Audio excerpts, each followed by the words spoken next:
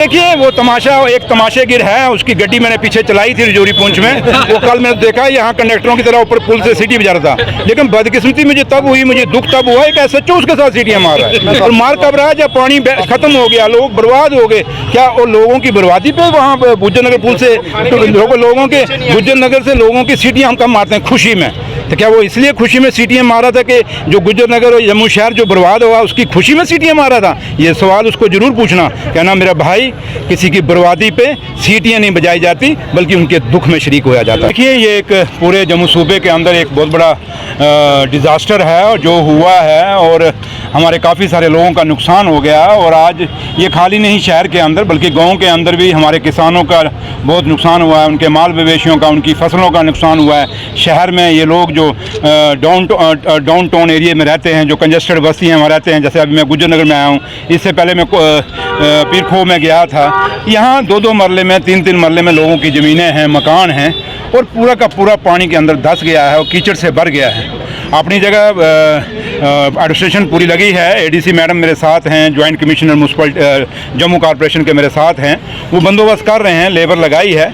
लेकिन यहाँ लेबर को बढ़ाने की ज़रूरत है और थोड़ा सा और अपनी ये जो सफाई करने की एक्टिविटीज़ हैं हमें बढ़ानी पड़ेंगी। इसलिए बढ़ानी पड़ेंगी, एक तो लोग जल्दी जल्दी अपने घरों में दोबारा वापस जाएं, और दूसरा कि कोई ऐसी महामारी ना फैल जाए जिससे लोग बीमार होना ना शुरू हो जाएं। इसलिए हम जल्दी कोशिश करेंगे। और मेरा भी आने का मकसद है, परसों उमर साहब इन गलियों में आए थे और उन्होंने देखा था, और आज मैं आया हूँ और काम शुरू हुआ है। और कल मैं चौथे ब्रिज पे गया था और मैं वहाँ डायरेक्शन दे के आया था। और अभी आपको शायद पता होगा कि वैली ब्रिज आर्मी ने बना दिए हैं दोनों मेरी डायरेक्शन पे। मैं उनका आर्मी का भी शुक्रिया अदा करना चाहूँगा। ये आपकी 5 तीर्थी सुजमा रोड बंद थी कल शाम तक, तो मैं कल रात को वहाँ पे गया और आज सुबह 9 बजे का मैंने उनको टाइम दिया था, रात को ही उन्होंने वो रोड खोल दी है। इसलिए जहाँ हम जाएंगे काम होगा।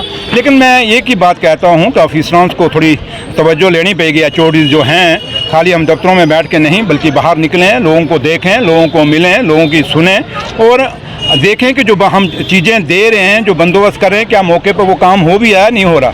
ये चीज़ें चेक करने की ज़रूरत है। तो इसलिए मैंने कहा कि जो हमने ये देखा है, क्योंकि पहले हमारे रेस्क्यू करना था, अब रिहेबिलिटेशन की बात है। और दूसरा जहाँ ताल्लुक है कि मुआवजे की आप बात करते हैं, मुआवजा यहाँ छोटे मोटे मुआवजे की बात नहीं है। जिन लोगों का घर उजड़ गए, जिनका मकान ख़त्म हो गया, जिनके कपड़े नहीं, पहनने को कपड़े नहीं, खाने को रोटी नहीं, पैसे दवाई खाने को, या बच्चों को पढ़ाने के लिए नहीं, या बच्चों को कहीं अगर बाहर जाना है, कहीं ट्यूशन फीस लेनी है तो उसके लिए पैसे नहीं।